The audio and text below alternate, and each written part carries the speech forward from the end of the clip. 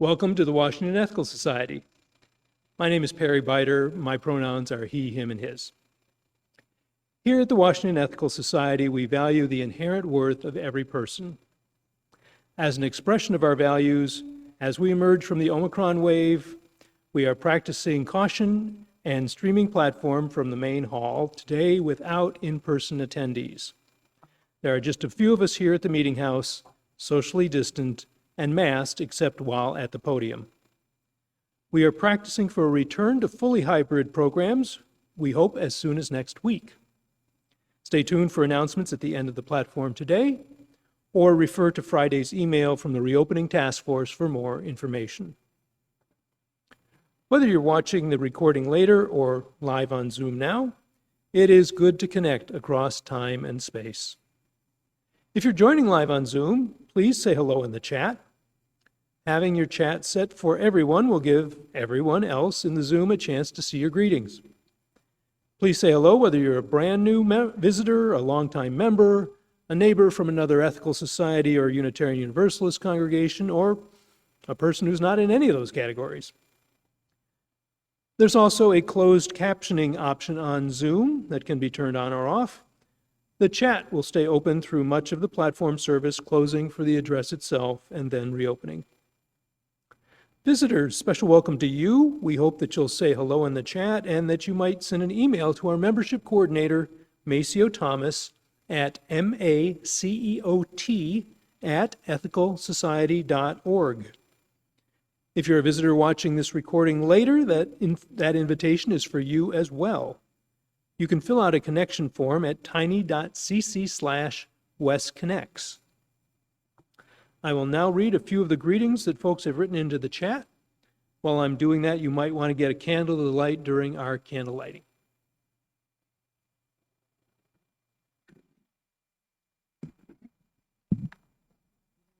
We have here.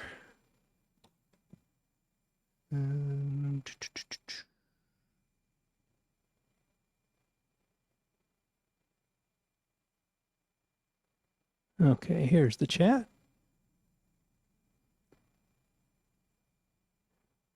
So, scrolling back up to catch up, Rajesh says, morning all. Morning from Karen Schofield-Lecca, from Julie Drizzen, from Adam Limehouse. Susan Ewing says hello. Donna Taylor. Yes, it is good to have sound. Thank you, tech team. Christine Parcelli says good morning. Abby Dakins is really looking forward to this platform. Bell Hooks is an inspired choice for Pay Attention to Love Day. Jeff Mihal, good morning, Judy and Wes. But I also see Perry Biter there too, so good morning, Perry. Okay. Yeah, good thing to see me when I'm the officiant. Sue Smith says, good snowy morning. Robin, good morning. It says, happy Pay Attention to Love Sunday. Alex Abbott, Vivek, yeah. Johnny Sarles, Catherine Carpenter. First-time visitor, welcome, Catherine. Glad to have you with us. Laura DeShulo says good morning.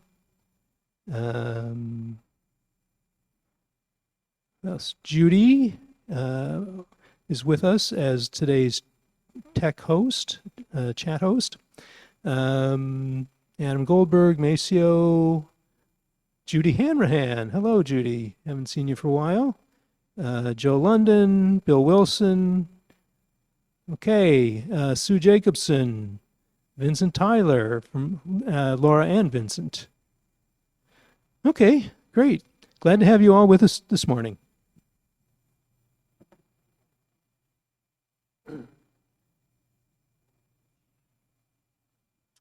It's good to connect and share this time together. Once you're prepared, I invite you to settle in wherever you are as we continue to gather. Our opening words this morning are in the form of a short quote from the book All About Love, New Visions by Bell Hooks. To live well is the task in all meaningful relationships, not just romantic bonds. This quote from Bell Hooks is right in line with the tradition of Pay Attention to Love Day at Wes, when we remember that love among friends, neighbors, extended family, community, and other relationships are just as important as the ones that gets celebrated in greeting cards. We begin our platform with music that is perhaps more apt given today's weather than it would have been the last few days here in Washington.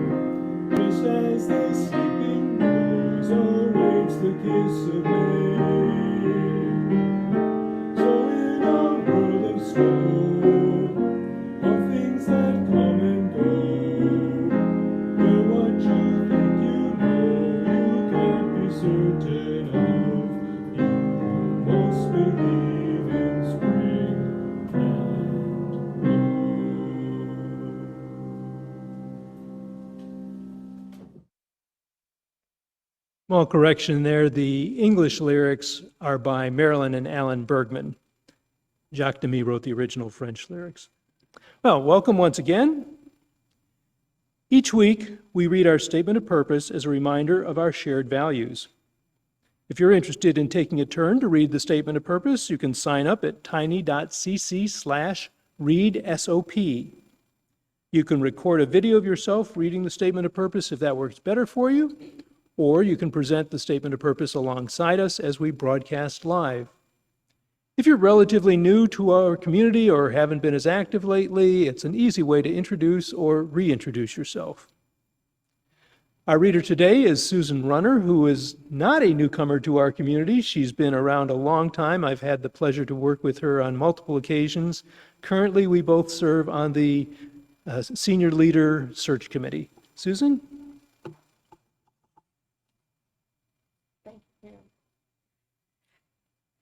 The Washington Ethical Society is a humanistic congregation that affirms the worth of every person. We strive through our relationships to elicit the best in the human spirit. With faith in human goodness, we appreciate each other's unique capacities. We joyfully celebrate and support each other through life. We nurture a sense of reverence and responsibility for each other and the earth. We warmly invite you to join our community of children and adults as we work for a world where love and justice cross all borders.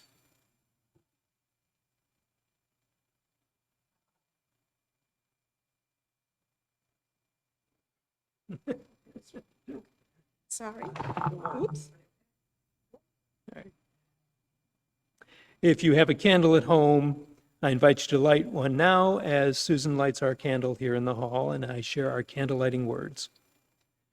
May we kindle within us the warmth of compassion, the light of understanding, and the fire of commitment to build a brighter future for all.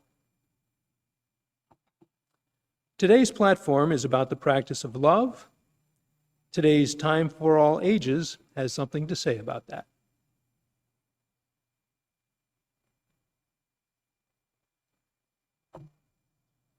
Thanks, Perry. Hello, friends. I'm Lyn Cox. My pronouns are they, them, and I'm the interim leader here at the Washington Ethical Society. Our platform today is about how we practice love. Love isn't just a feeling, it's how we act with the people, the beings who are important to us. Someone who knew a lot about love and who shared what she knew in poetry, in classes, and books for children and adults was a person called Bell Hooks. She said that love is what we demonstrate by showing care, respect, knowledge, integrity, and the will to cooperate. And she said that the places where we grow up, our families, our communities, can be schools for love. Places where we learn how to practice care and respect. Her picture book, Homemade Love, helps explain what she meant. Homemade Love by Bell Hooks. My mama calls me girl pie. Her sweet, sweet. Daddy's honey bun chocolate dewdrop. Homemade love. All good, good. But everything I do cannot be right, because there is no all the time right. But all the time, any hurt can be healed, all wrongs forgiven, and all the world made peace again. Kiss, kiss. Let life go on. And all the girl pies sleep tenderly, lost in deep dreams, nighttime surrender, closed door sleep alone time. Memories of arms that hold me, holding me still. No need to fear the dark place, 'cause everywhere is home. The end. I like the part of the story where Girl Pie makes a mistake, and even though the mama crossed her arms and tapped her foot, the family knew that this was a hurt that could be healed, wrongs forgiven, and all the world made peace again. Most of us aren't our best selves the whole time. When we practice love, we can face that truth and we can make repairs together. May every person be surrounded by loved ones who celebrate us and hold us accountable and give us the courage to be our best selves. As we consider a deeper peace and a larger love, let's enter into the centering time of our platform.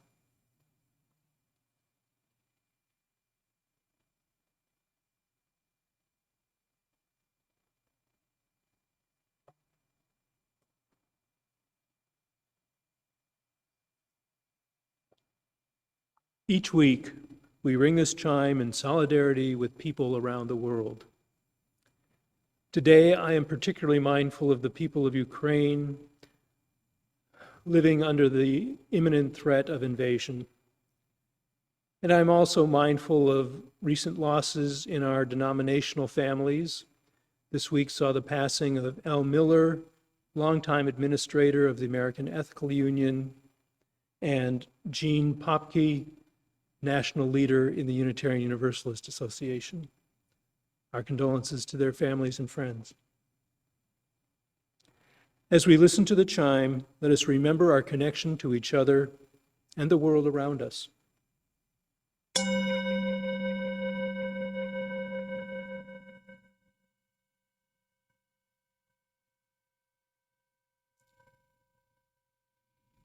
let us open our hearts to compassion for those who suffer.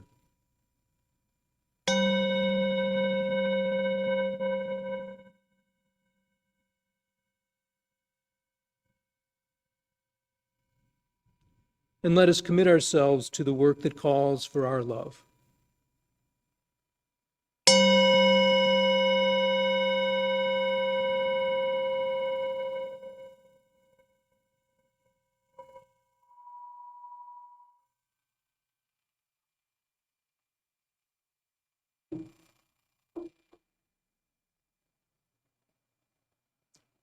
As we begin our meditation, please take a moment to get comfortable wherever you are seated or standing or in whatever other posture. Work out any tension that might be distracting you. Let's all take one comfortable, mindful, renewing breath.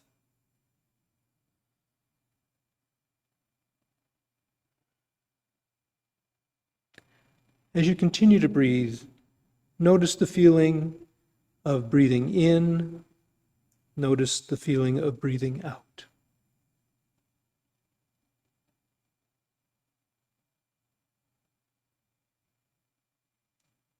Bring your attention to the present moment as we hear these words from Leslie Takahashi.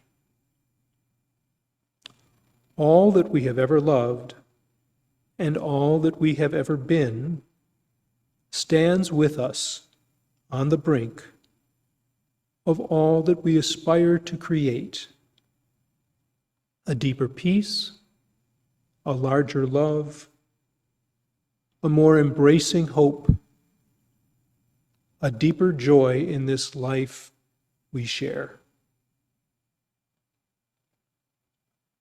We continue our meditation in silence and then in the music that follows.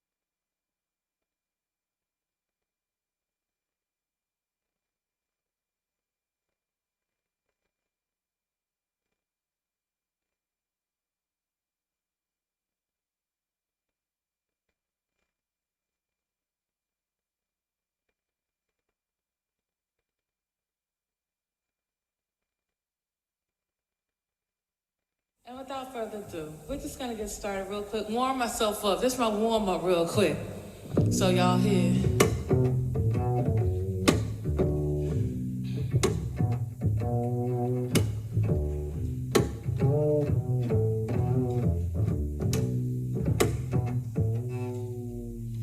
Blackbird singing in the dead of night. Take these broken wings, learn to fly. All your life, you've always waited for this moment to arrive.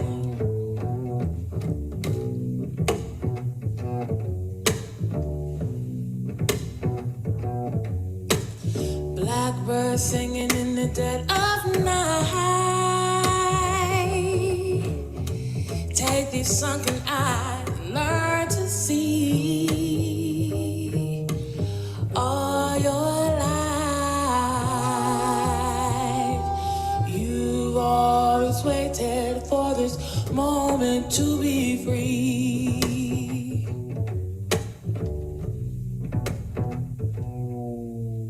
Blackbird fly, blackbird fly, into the light of a new dawn night.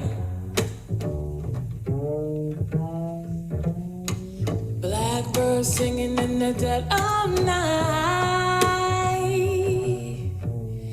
Take these broken wings and learn to fly all your life. You always waited for this moment to arrive.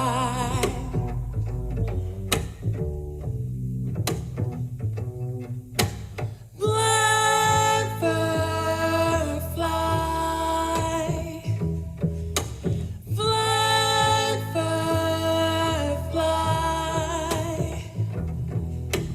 blackbird fly, blackbird fly into the light of a new dawn night.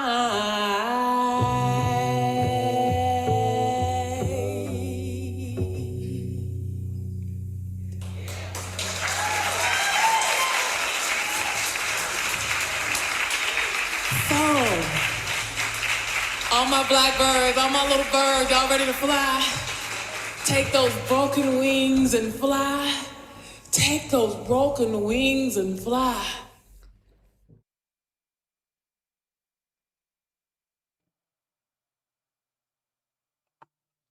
The reading this morning is a series of quotes from All About Love, New Visions by Bell Hooks, specifically from Chapter 6, Values, Living a Love Ethic.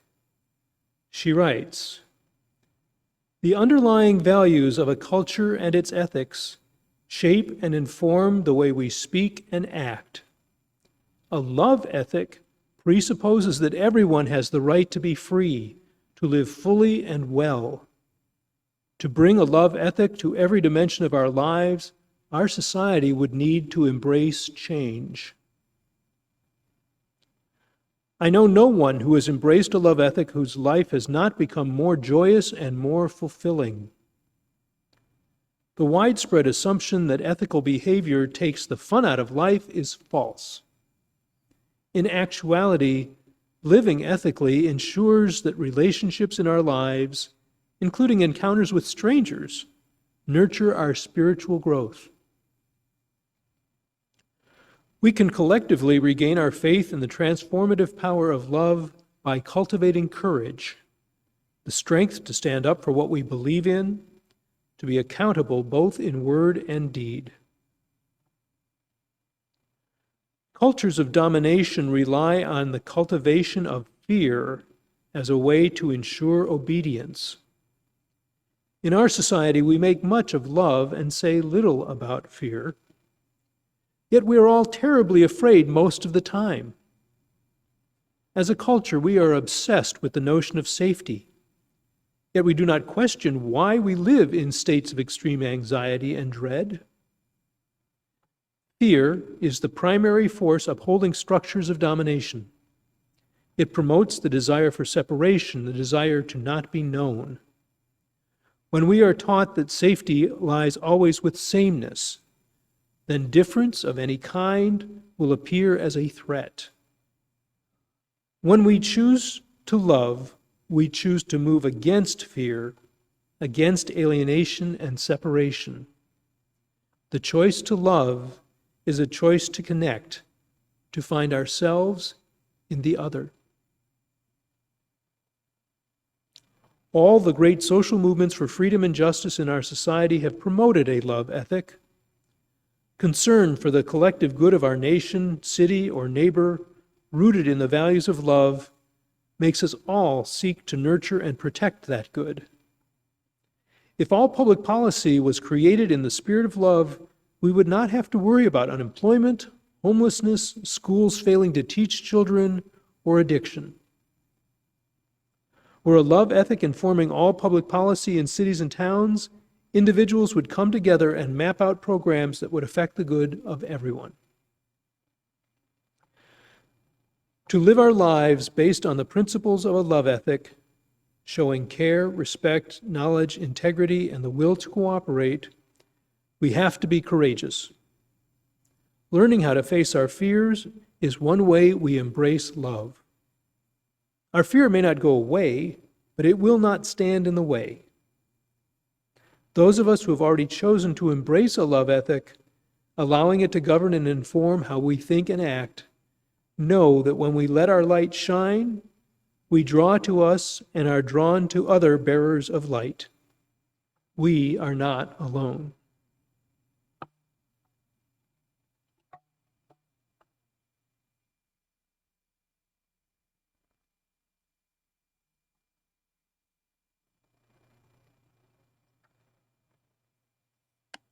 Thanks again, Perry.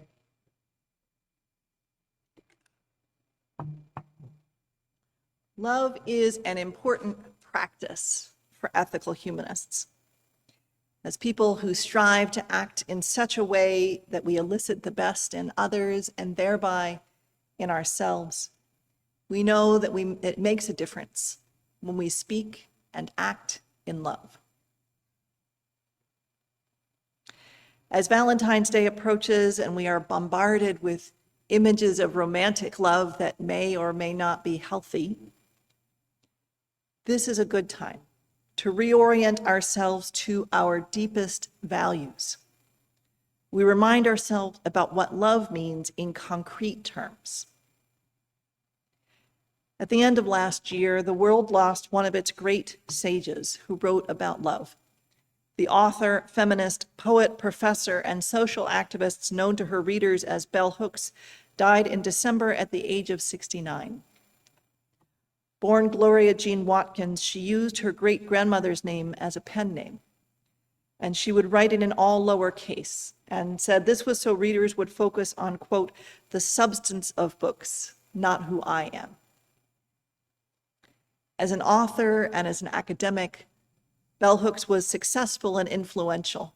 She taught at various universities such as Stanford, Yale, and City College of New York before returning home to Kentucky to join the faculty at Berea College in 2004, where she was a distinguished professor in residence in Appalachian Studies. With over 30 published books on topics ranging from racism to pedagogy to a culture of place, there's a lot that we can learn from Bell Hooks. Yet for the West tradition of Pay Attention to Love Day, concentrating on her book All About Love, New Visions seems the logical place to begin. Written in 1999 and published in 2000, this was her first in a series about love that also included communion, the will to change, and salvation. While the book All About Love does address romantic love, Hooks makes the specific point that romance isn't the only or the most important kind of love, and that all love is better understood as a practice rather than a sentiment. In practicing a love ethic, Hooks said that love is best understood as a verb. Inspired by M. Scott Peck and The Road Less Traveled, Hooks advocated for clear operational definitions of love.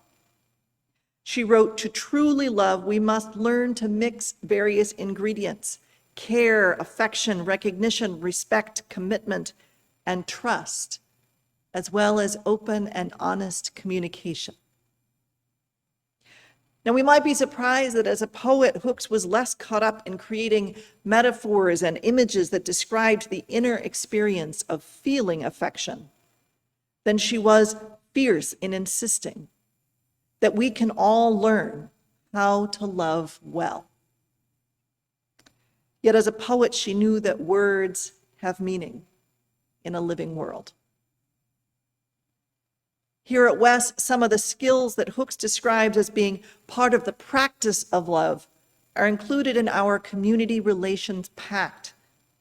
In this community, we agree to communicate directly with kindness, sincerity, authenticity, and clarity from our own perspective. We agree to listen actively and be open to receiving feedback without responding with criticism, judgment, defensiveness, or demand. In this community, we express gratitude regularly, readily, and accept appreciation graciously. And those are just a few items from the first section of the pact, and all of this is easier said than done. Love in a community setting asks us to communicate about our perspectives, our needs and wants, yet also recognizes the perspectives, needs, and wants of others. With kindness and consideration, we understand that our own perspective does not equal a demand that all operations be geared toward making us comfortable at the expense of others' ability to participate. Love calls us to show up in service to others, to express appreciation, to look carefully at the pieces that are missing that would help us to create a place where all can, as Bell Hooks says, live fully and well. Love makes room for repair. The West Community Relations Pact reminds us to accept responsibility for our own feelings, expressions, behavior, and actions. And when there are hurts, we express regret for the harm we may have caused, offer to make amends for transgressions, and do better in the future. Recently, the Community Relations Committee offered a workshop that touched on these skills as well as the part of the pact related to building a healthy community. We come together in community from a variety of backgrounds, bringing all kinds of experiences and heavy emotions from other parts of our lives. Of course, we will sometimes make mistakes and have conflicts. Our brushes with misunderstanding, when we navigate them skillfully, can be the sandpaper that softens our sharp corners and helps us to smooth out the pathways for forward movement. And this is sharply different from how many of us were raised. There are plenty of settings without room for forgiveness or repair. We might say that these are places without grace, though I know that can be a tricky word. There are families where perfection, or at least a convincing illusion of perfection, is expected at all times, and failure to produce that perfection results in isolation and rejection. There are cultural expectations for some of us to be right, and where being right is more important than being collaborative. But as we heard in the Time for All Ages earlier, there is no all the time right. Switching gears to a practice of love in which we can discuss our differences honestly is a profound paradigm shift for many people. It is disconcerting to be asked to acknowledge conflicts or hurts if our experience is that these conversations lead only to punishment and rejection, rather than to a deeper relationship that comes from mutual understanding. If our previous experience is that discomfort is a one-way ticket to exclusion, the discomfort necessary in hearing other people's perspectives, the discomfort necessary in admitting that we don't know everything, the discomfort necessary in accepting responsibility, all of that discomfort is hard to tolerate if we have been taught that discomfort and danger are the same thing. The active, flexible, living practice of love is necessary to create spaces where we can be bold, authentic, and caring. And that brings me to another point raised in All About Love, which is that the authentic practice of love is congruent with liberation. Bell Hooks says the true practice of love cannot coexist with abuse or with systems of domination.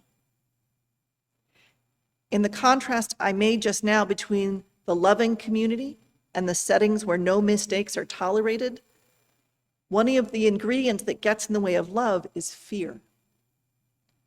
And as Hooks writes in chapter 6, fear is the primary force upholding structures of domination. It promotes the desire for separation, the desire not to be known. When we are taught that safety lies always with sameness, then difference of any kind will appear as a threat. When we choose love, we choose to move against fear, against alienation and separation. The choice to love is a choice to connect, to find ourselves in the other.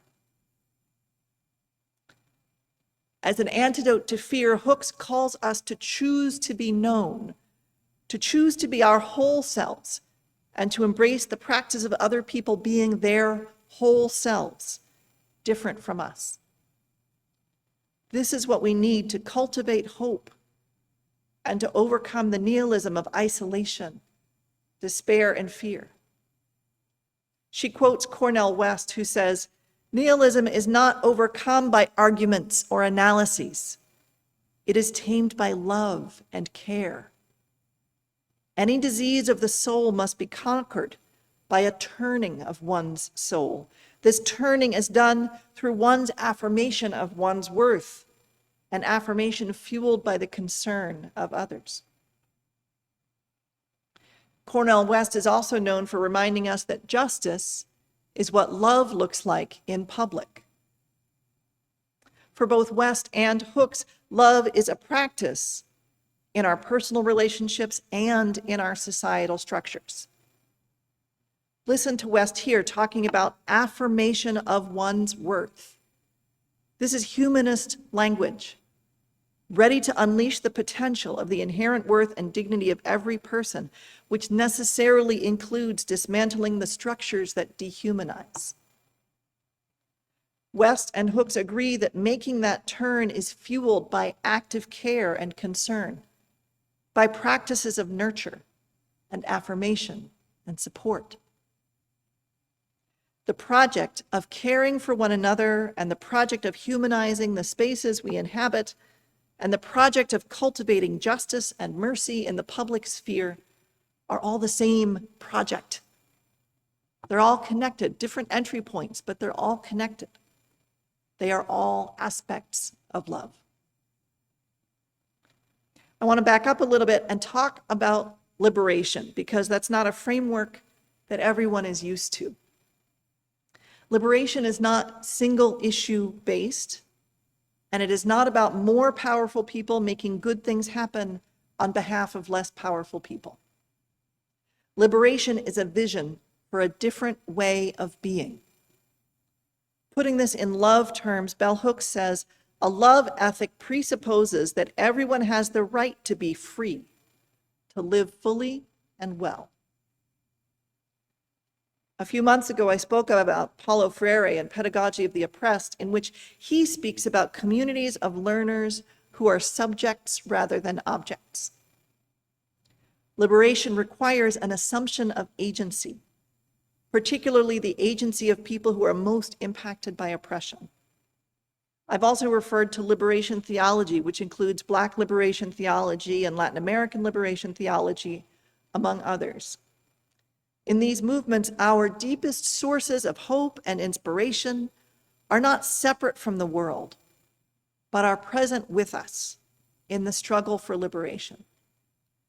Liberation means freedom from oppression, living into a world that practices the inherent worth and dignity of every person, moving toward economic justice and collective concern for collective well-being. Liberation is a vision in which all of us need all of us. Our thriving is connected.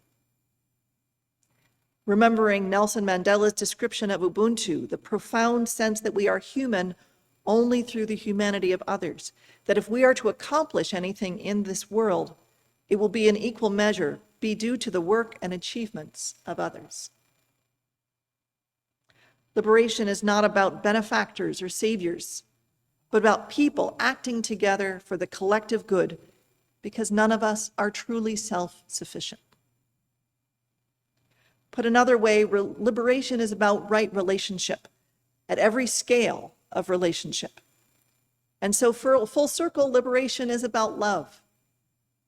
When we behave in our relationships in a way that brings about mutual care and shared thriving, that is the love in operational terms that Bell Hooks spoke of. Liberation is a vision, and it's a practice that we can create on a small scale, even as we acknowledge that the larger society is not yet free. According to bell hooks, systemic oppression, accepted in the larger culture, is a major obstacle to our practice of true love. In All About Love, she explores the obstacles of patriarchy, gender roles and expectations that prevent people from being honest with each other and themselves, norms of systemic oppression that turn what could be mutually caring relationships into power struggles. In other writings, she explores how racism gets in the way of relationships and in the way of the feminist movement. Systems of oppression overlap and interlock. Every aspect of a worldview that diminishes the agency, dignity, and worth of some for the benefit of others gets in the way of the practice of love. And practicing love in defiance of those systems, being authentic, and demonstrating care and cultivating courage in relationships, the practice of love helps dismantle oppression. We cannot practice a love ethic without letting go of racism, patriarchy, classism, wealth inequality, xenophobia, and other oppressions. Awakening to love can only happen as we let go of our obsession with power and domination, writes bell hooks. She goes on to say, to bring a love ethic to every dimension of our lives, our society would need to embrace change. Embracing change is, of course, difficult. We've had 2 years of change due to the pandemic, and it's hard. Governors are rushing to remove mask mandates, even though masks work, because voters are longing for something familiar. And it's easier to give in to the illusion of normalcy than to make the choices we need to make for mutual care. As we at West live into being a hybrid community, a home for humanists wherever they find themselves in the world, a place where people can remain connected, even if their disabilities or their caregiving responsibilities make it hard to travel on Sundays. We are going to remember again that change is hard. Practicing welcome and inclusion is hard. Demonstrating our values in the way we do things, even if it's not familiar or comfortable, is hard. And again, if you are used to comfort being the same as safety, it may not feel like love to do the things that are unfamiliar so that we can be inclusive and flexible. Love asks us to change so that all of us can live fully and well. Fear gets in the way of love, and practicing love gives us the courage to overcome fear. Choosing love means choosing authenticity, choosing the possibility of accountability and forgiveness, choosing collective well-being instead of power and domination, choosing mutual thriving instead of an ethic of control. Choosing love means choosing connection. It is not easy. And we are capable of doing hard things. Choosing love means we will not be doing hard things alone. May it be so. After some music, we'll have community sharing time when you can write into the chat about what resonated with you in this platform. In this time between, you might prepare for community sharing by reflecting on a personal experience or an activity at West that illustrates the values that we're lifting up today. As we contemplate, rest, and reflect, let us experience the beauty of the musical response.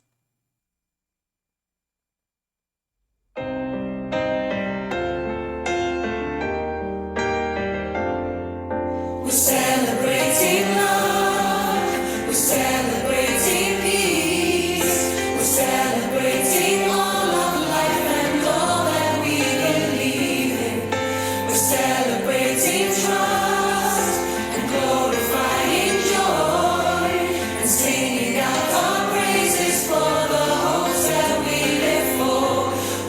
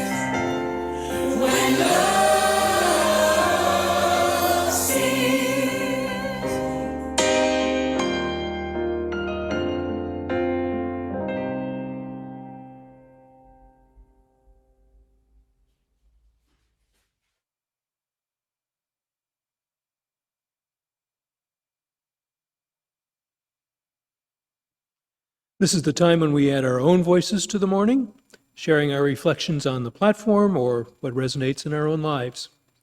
I invite you to share in the Zoom chat if you're joining us live, or in the comments if you're watching the recording later.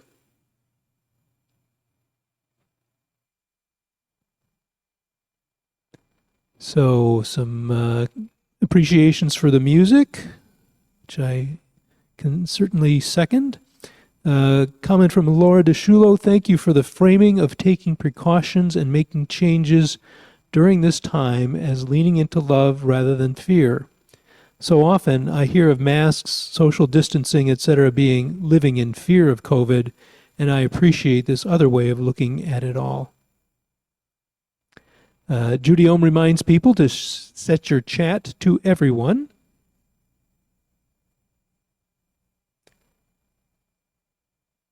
There's a comment from Jeff Mihal. This was a great platform, but I fear because of recent events, the word love is not in my vocabulary today. Well, maybe it will be tomorrow, Jeff. We can always hope for better days ahead. Excuse me. I was reminded as you were talking, Lynn, about liberation and liberation theology, how much that concept seems to resonate with the old ethical culture concept of the ethical manifold, and how we are all tied into each other.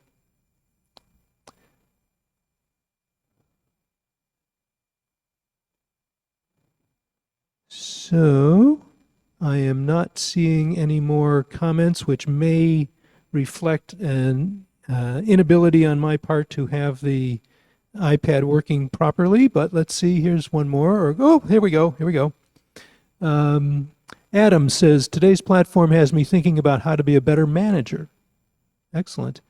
Karen Schofield-Lecca, I really appreciate Lynn's exploration of what change can mean, that it might be scary if comfort equals freedom from fear, and that it can be an expression of love.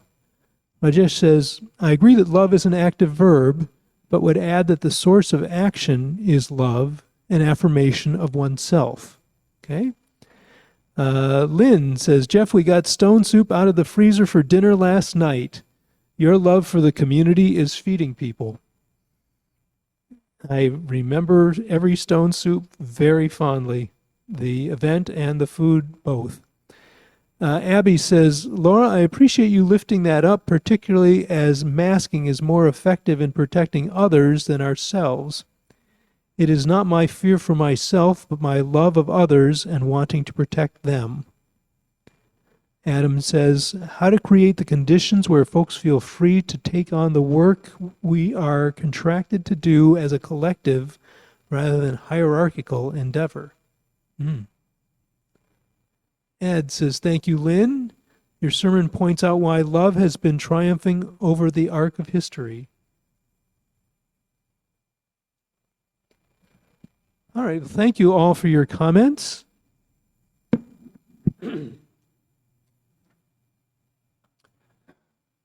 Just as we share our perspectives in this community, so too do we share our resources and gifts. Here at WES, we split the Sunday collection between our operating budget and a fund dedicated to justice and compassion.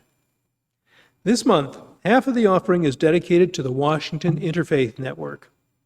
WIN is a broad-based, multiracial, multi-faith, strictly nonpartisan, district-wide citizens' power organization rooted in local congregations and associations. WIN's 48 member organizations, including WES, represent 25,000 families in every section of the district and reflect its theological, racial, geographic, and economic diversity.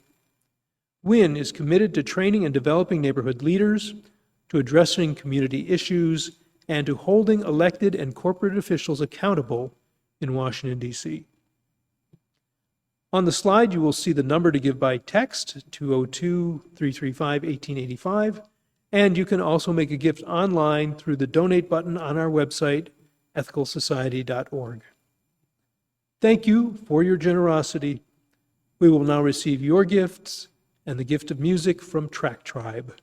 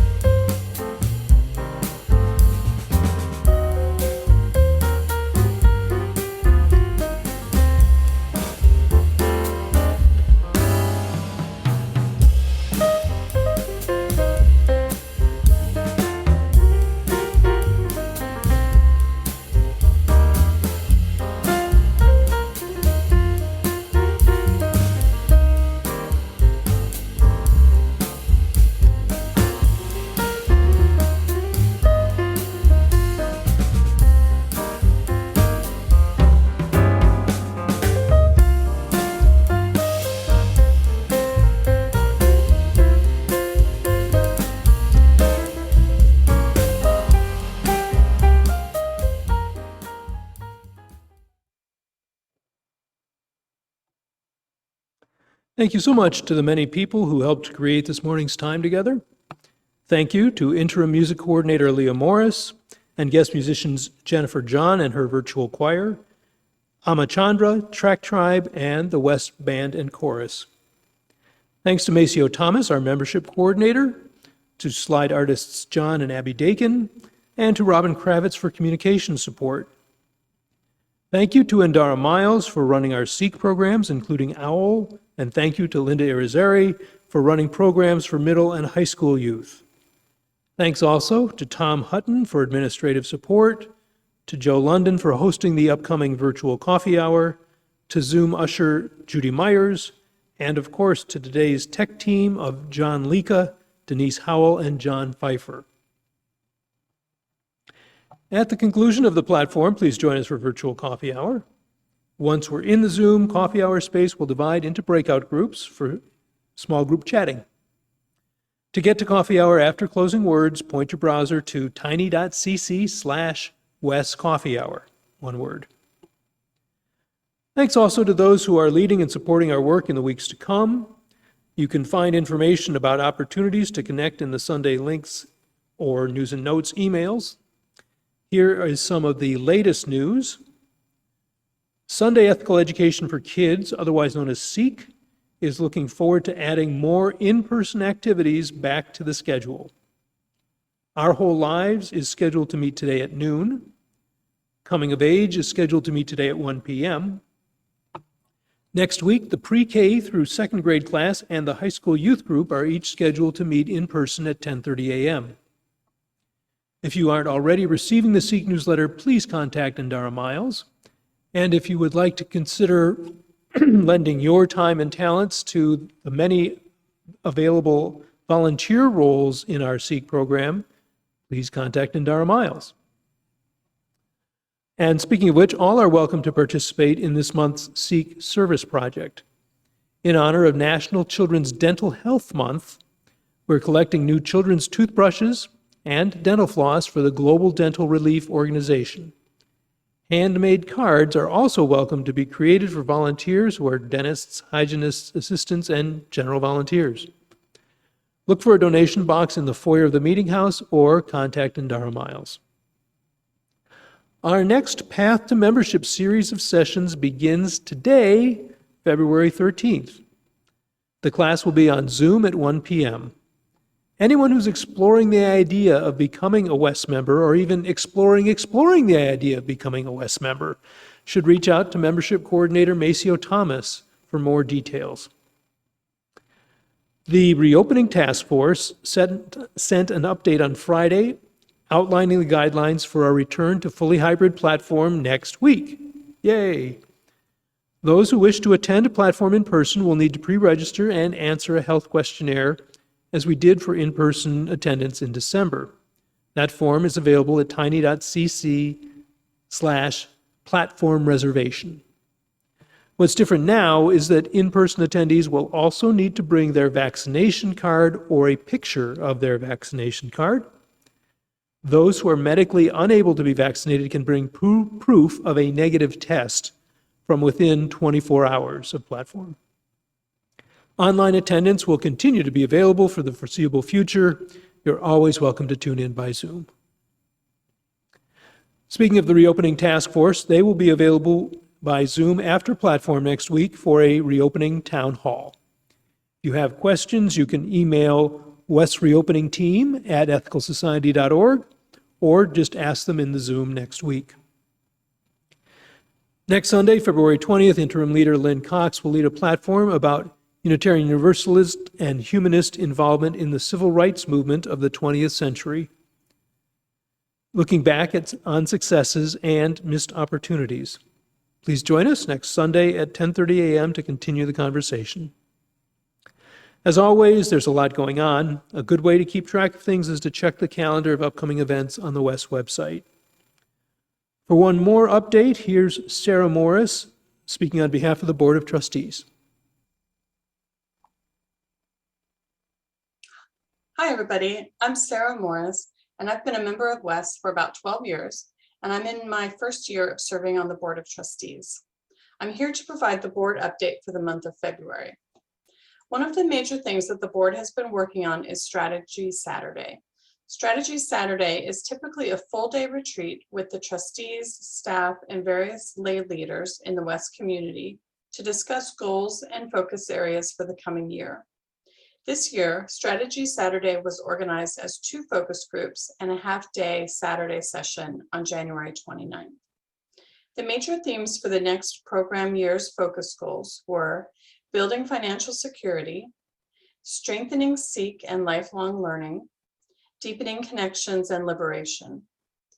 These themes will be developed into focus goals for the 2022-23 year, taking into account more detailed input from the Strategy Saturday participants. The new senior leader will shape the focus goals into a work plan for staff and members to work together on for the coming year. It was invigorating to hear input from representatives from WES's teams and committees, and to think about the many opportunities and challenges our community will have in the next year. As always, if anyone would like to share their thoughts with the board, please feel free to email us at emailtoboard, that's one word, emailtoboard@ethicalsociety.org. Also, remember that the minutes and the meeting materials for trustees' meetings are available on the members section of the WES website. I prepare the minutes and would love to know that someone somewhere looks at them. Thank you, everyone. Thank you, Sarah, and thanks to all of our hardworking Board of Trustees members. And thanks to everyone who participated in Strategy Saturday. All right, that's it for the announcements. Thanks to all of you for being part of Platform this morning. Let's enjoy and maybe even sing along with our closing song of the month. Draw the circle wide. Draw the circle wide. No one stands alone, we stand side by side. Draw the circle wide. Draw the circle wide. Draw the circle wide.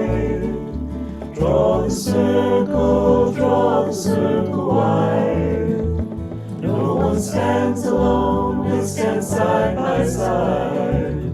Draw the circle wide. Draw the circle wide, draw it wider still. Let this be our song. No one stands alone, standing side by side.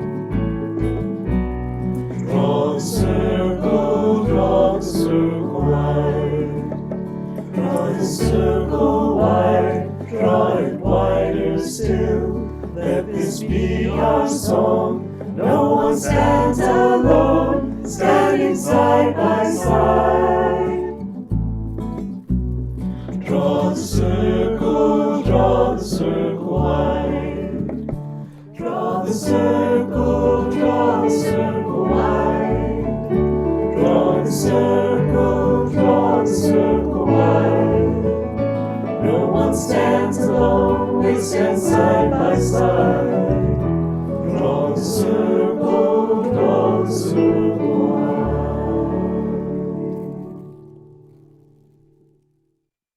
A few brief reminders as we close. If you're new to our community, please send an email to our membership coordinator, Maceo Thomas, and introduce yourself. And to reach Virtual Coffee Hour, point your browser to tiny.cc/westcoffeehour. And now I invite you to join me in our closing words for the month. Let us go into the week ahead with compassion, understanding, and commitment, widening the circle of love and justice for our hearts and for our quest for a better world. Thank you for being here for Virtual Platform.